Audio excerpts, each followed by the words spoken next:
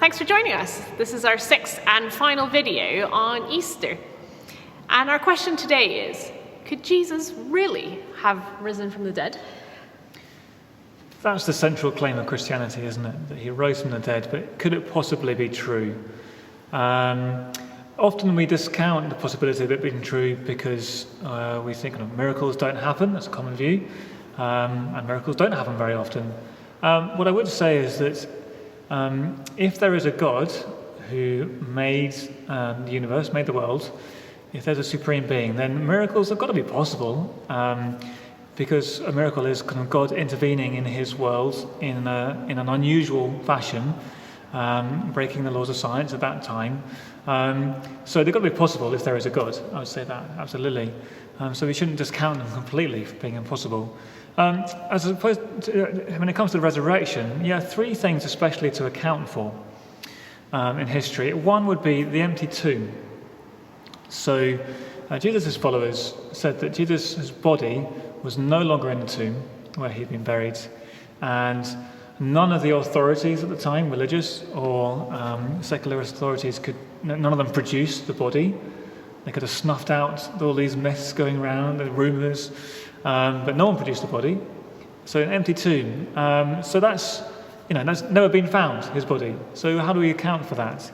The second thing would be the public appearances of Jesus.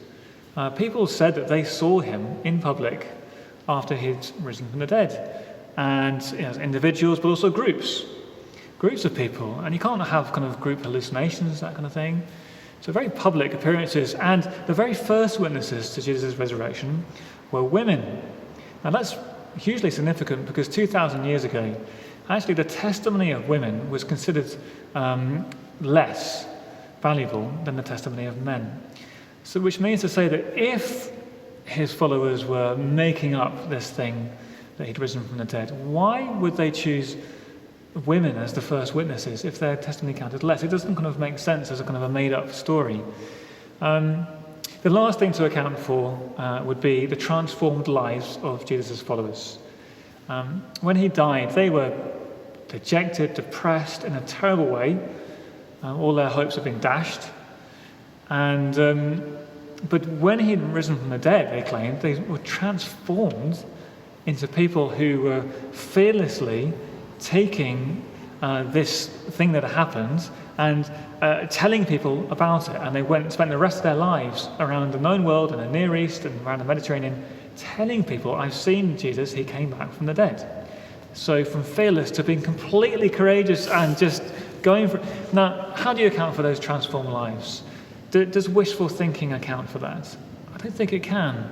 Does making up a lie account for those transformed lives? Willing to go to their death saying these things? I don't think you can account for it otherwise. So what this ends up being is that actually kind of people would say it is a leap of faith to believe in the resurrection of Jesus. And it is true in the sense that we can't scientifically prove it, so we can't go back in time. But it's also a leap of faith to say that it definitely couldn't have happened, because this historical data is there, and we need to account for that.